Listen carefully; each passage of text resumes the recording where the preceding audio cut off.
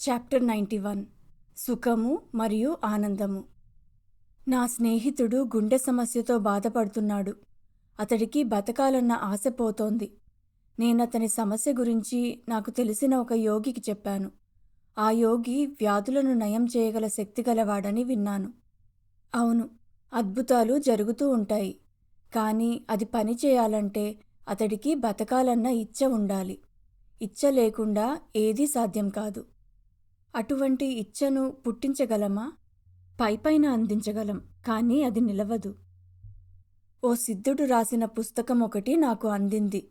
అతడి ప్రకారం శిష్యుడు తన గురువుకు సంపూర్ణ శరణాగతి చెందుతాడు. ఆ తరువాత గురువే అతని బాధ్యత వహిస్తాడు. శిష్యుడు గురువులో లీనమయ్యి ఒక్కటిగా మారే వరకు శిష్యుని జీవితంలోని ప్రతి సంఘటనకు గురువే మార్గదర్శి అవుతాడు. నిజమేనా? ప్రతి గురువు తమ అనుభవం ప్రకారం బోధిస్తారు.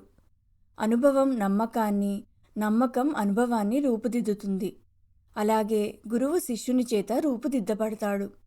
గురువును తన ముక్తికి సోపానంగా చూసినప్పుడు సంపూర్ణ శరణాగతి సహజంగా ఇంకా తేలిగ్గా జరుగుతుంది. అప్పుడేం జరుగుతుంది? అన్నీ విఫలమైనప్పుడు జీవితం బోధిస్తుంది. కానీ జీవితపు బోధలు చాలా సమయం తీసుకుంటాయి. నమ్మకం ఇంకా విధేయత ద్వారా ఆలస్యం ఇంకా ఇబ్బందులను తప్పించుకోవచ్చు. కానీ అటువంటి నమ్మకం కలగాలంటే ఉదాసీనత ఇంకా చంచలత్వం ఉన్న చోట స్పష్టతను, శాంతిని నింపాలి. గురువు శిష్యునిలో ధైర్యాన్ని, విశ్వాసాన్ని నింపుతాడు. గురువుపై శిష్యునికి నమ్మకం కుదిరినప్పుడు శిష్యుని పాత్రతలో ఇంకా జీవితంలో వేగవంతమైన మార్పులు జరుగుతాయి. మరి నాకు మారాలని లేకపోతే? నా జీవితం ఎలా ఉందో నాకలానే బాగుంది.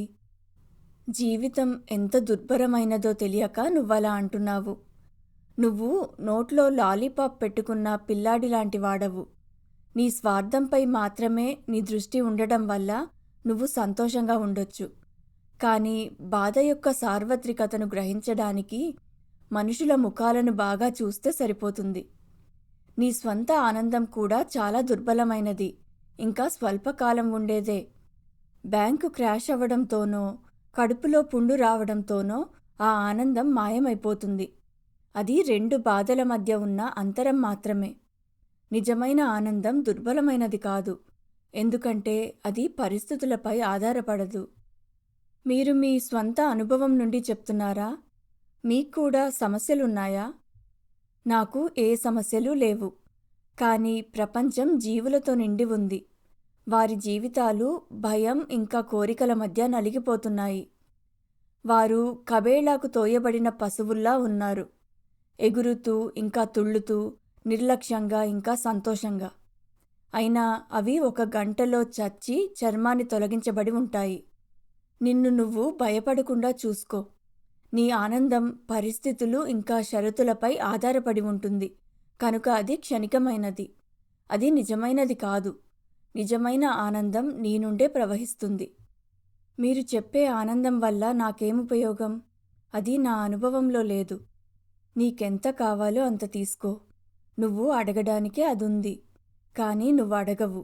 నీకు అవసరం లేనట్టుంది. ఎందుకలా అంటున్నారు? నాకు ఆనందం కావాలి. నువ్వు సుఖాలతో సంతృప్తి చెందుతున్నావు. ఆనందానికి స్థానం కనిపించడం లేదు. నీ గిన్నెను ఖాళీ చేసుకో. అప్పుడే దాన్ని ఆనందంతో నింపగలవు. సుఖాన్నిచ్చే సంఘటనలు వరుసగా వస్తున్నంత వరకు అది సరిపోతుందిగా. విపత్తు కాకపోవచ్చు, కానీ త్వరలో అది దుఃఖంతో ముగుస్తుంది. దుఃఖం అనే సమస్య సార్వత్రికమైనది. దుఃఖానికి కారణం ఆధారపడటం, ఇంకా దానికి నివారణ స్వాతంత్ర్యం. యోగం అంటే ఎప్పటికీ నిలిచే ఆనందాన్ని కోరడమే. అది స్వీయ అవగాహన ద్వారా స్వీయ విముక్తిని పొందే ఓ కళ. నేను యోగానికి పనికిరాననిపిస్తుంది. ఇంక దేనికి పనికొస్తావు?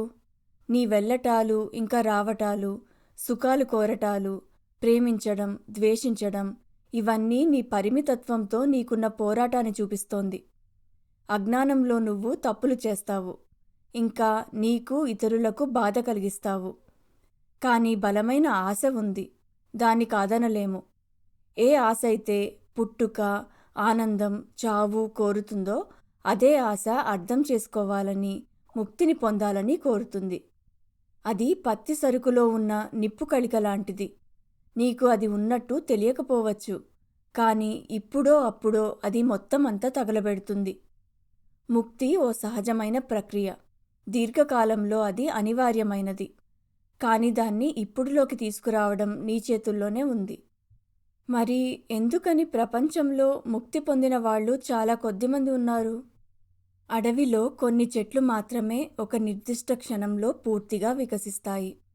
అయినా వాటిలో ప్రతిదానికి దాని వంతు వస్తుంది.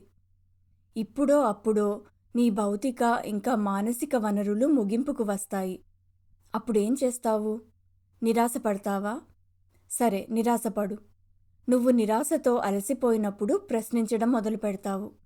ఆ క్షణంలో నువ్వు యోగాన్ని స్పృహతో అనుసరించడానికి పనికొస్తావు. ఈ కోరడం ఇంకా ఈ వెదుకులాటంతా నాకు చాలా అసహజంగా అనిపిస్తుంది. నీ సహజత్వం అంగవైకల్యంతో పుట్టడం లాంటిది. అది నీకు తెలియకపోయినంత మాత్రాన అది సాధారణమైనదని కాదు. సహజమైనదేదో నీకు తెలియదు. నీకు తెలియదని కూడా నీకు తెలియదు. ప్రస్తుతం నువ్వు కొట్టుకుపోతున్నావు, కాబట్టి ప్రమాదంలో ఉన్నావు. ఎందుకంటే కొట్టుకుపోయేవాడికి ఏ క్షణంలోనైనా ఏదైనా జరగచ్చు. మేల్కొని నీ పరిస్థితిని చూడడం మంచిది. నువ్వు ఉన్నావని నీకు తెలుసు, కానీ అది ఎవరో నీకు తెలియదు. దాన్ని తెలుసుకో. ప్రపంచంలో ఎందుకింత దుఃఖం ఉంది?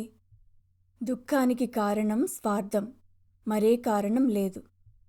పరిమితిలో దుఃఖం అంతర్లీనంగా ఉంటుందని నేను అర్థం చేసుకున్నాను. వ్యత్యాసాలు ఇంకా ప్రత్యేకతలు దుఃఖానికి కారణం కాదు. భిన్నత్వంలో ఏకత్వం సహజమైనది, ఇంకా మంచిది. వేరుతనము ఇంకా స్వార్థం వల్ల మాత్రమే ప్రపంచంలో నిజంగా దుఃఖం కనిపిస్తుంది.